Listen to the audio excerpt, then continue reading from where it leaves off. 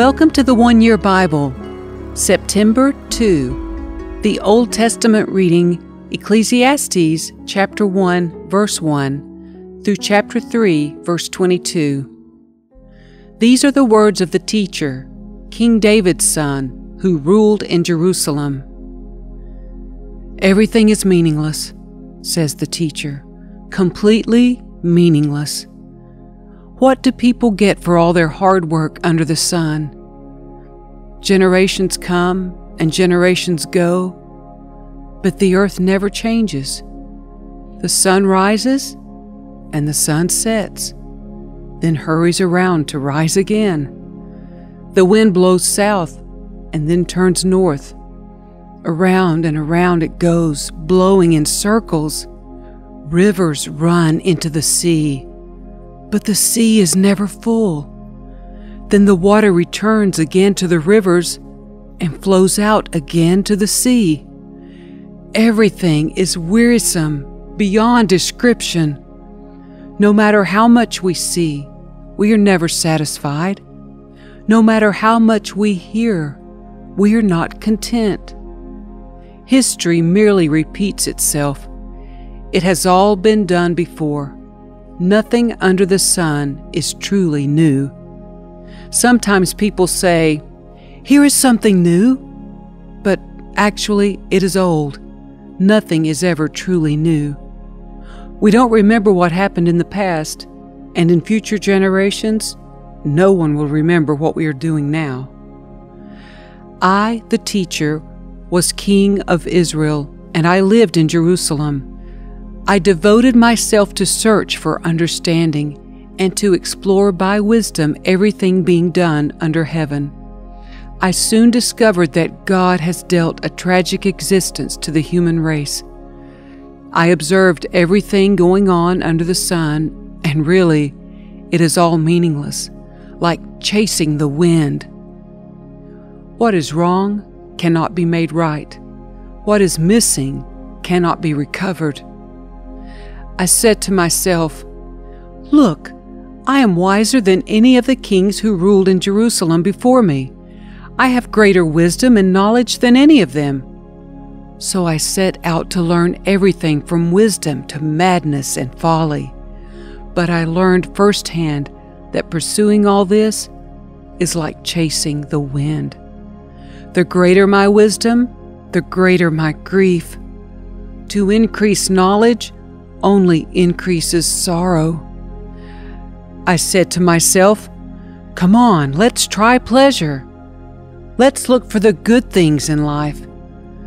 But I found that this too was meaningless. So I said, "Laughter is silly. What good does it do to seek pleasure?" After much thought, I decided to cheer myself with wine, and while still seeking wisdom, I clutched at foolishness. In this way, I tried to experience the only happiness most people find during their brief life in this world. I also tried to find meaning by building huge homes for myself and by planting beautiful vineyards. I made gardens and parks, filling them with all kinds of fruit trees. I built reservoirs to collect the water to irrigate my many flourishing groves. I bought slaves, both men and women, and others were born into my household. I also owned large herds and flocks, more than any of the kings who had lived in Jerusalem before me. I collected great sums of silver and gold, the treasure of many kings and provinces. I hired wonderful singers, both men and women, and had many beautiful concubines. I had everything a man could desire. So I became greater than all who had lived in Jerusalem before me, and my wisdom never failed me. Anything I wanted, I would take. I denied myself no pleasure. I even found great pleasure in hard work, a reward for all my labors. But as I looked at everything I had worked so hard to accomplish, it was all so meaningless, like chasing the wind. There was nothing really worthwhile anywhere. So I decided to compare wisdom with foolishness and madness, for who can do this better than I, the king. I thought, wisdom is better than foolishness, just as light is better than darkness. For the wise can see where they are going, but fools walk in the dark.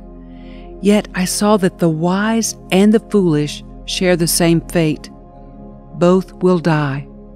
So I said to myself, since I will end up the same as the fool, what's the value of all my wisdom? This is all so meaningless. For the wise and the foolish both die. The wise will not be remembered any longer than the fool. In the days to come, both will be forgotten. So I came to hate life because everything done here under the sun is so troubling. Everything is meaningless, like chasing the wind. I came to hate all my hard work here on earth, for I must leave to others everything I have earned. And who can tell whether my successors will be wise or foolish? Yet they will control everything I have gained by my skill and hard work under the sun. How meaningless! So I gave up in despair, questioning the value of all my hard work in this world. Some people work wisely with knowledge and skill, then must leave the fruit of their efforts to someone who hasn't worked for it. This too is meaningless, a great tragedy. So what do people get in this life for all their hard work and anxiety? Their days of labor are filled with pain and grief. Even at night their minds cannot rest. It is all meaningless. So I decided there is nothing better than to enjoy food and drink and to find satisfaction in work. Then I realized that these pleasures are from the hand of God. For who can eat or enjoy anything apart from Him? God gives wisdom, knowledge, and joy to those who please Him. But if a sinner becomes wealthy, God takes the wealth away and gives it to those who please Him. This too is meaningless, like chasing the wind.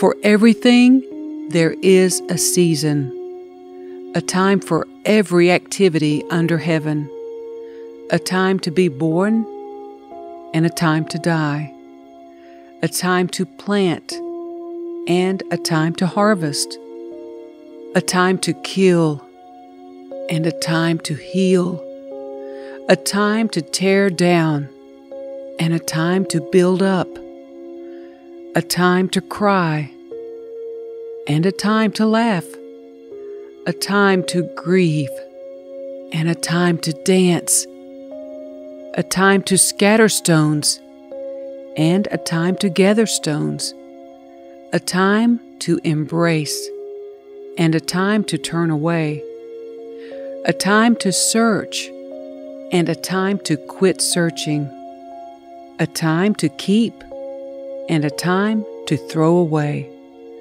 a time to tear and a time to mend, a time to be quiet and a time to speak, a time to love and a time to hate, a time for war and a time for peace. What do people really get for all their hard work? I have seen the burden God has placed on us all, yet God has made everything beautiful for its own time.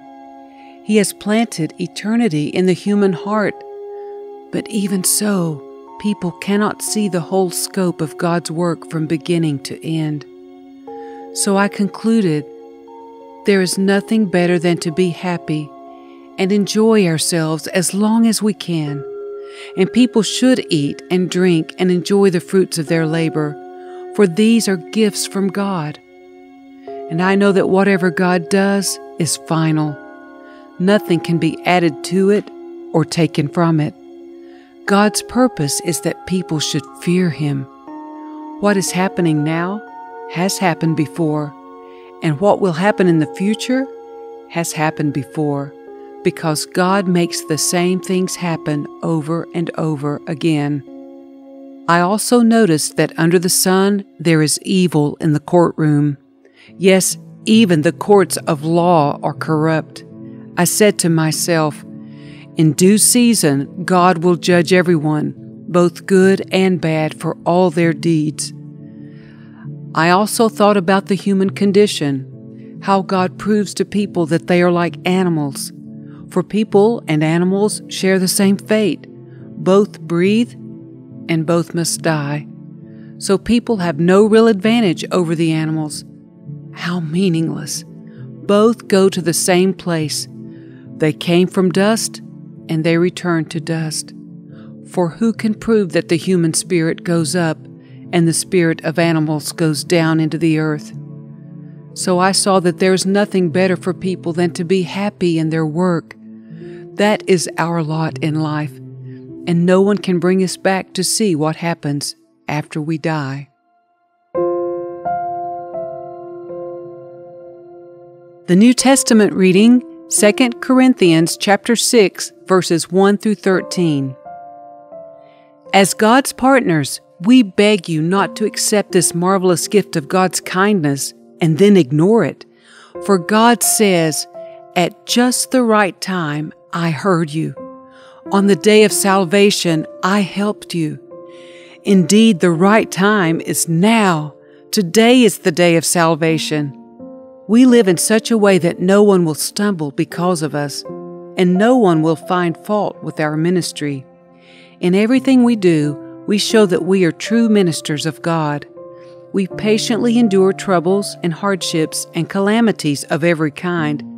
We have been beaten, been put in prison, faced angry mobs, worked to exhaustion, endured sleepless nights, and gone without food.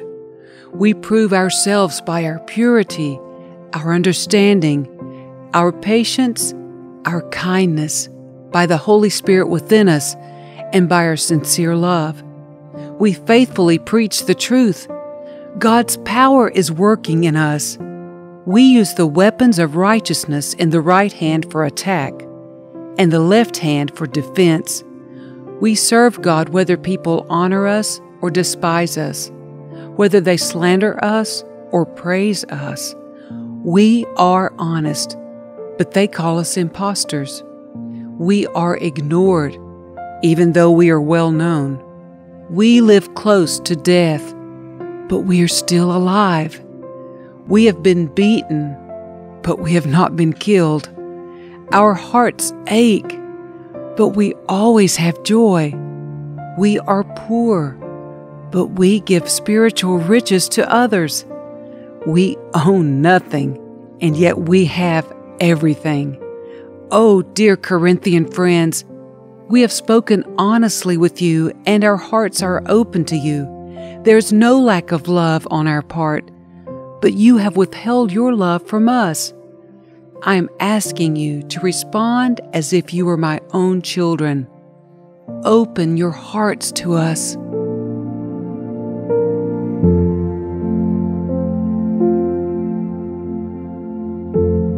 Psalm 46, verses 1 through 11. God is our refuge and strength, always ready to help in times of trouble. So we will not fear when earthquakes come, and the mountains crumble into the sea. Let the oceans roar and foam. Let the mountains tremble as the waters surge. A river brings joy to the city of our God, the sacred home of the Most High. God dwells in that city. It cannot be destroyed. From the very break of day, God will protect it. The nations are in chaos, and their kingdoms crumble. God's voice thunders, and the earth melts. The Lord of heaven's armies is here among us. The God of Israel is our fortress. Come, see the glorious works of the Lord. See how he brings destruction upon the world. He causes wars to end throughout the earth. He breaks the bow and snaps the spear. He burns the shields with fire. Be still and know that I am God. I will be honored by every nation. I will be honored throughout the world. The Lord of heaven's armies is here among us. The God of Israel is our fortress.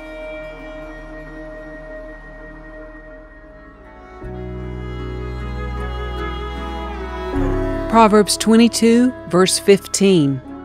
A youngster's heart is filled with foolishness, but physical discipline will drive it far away.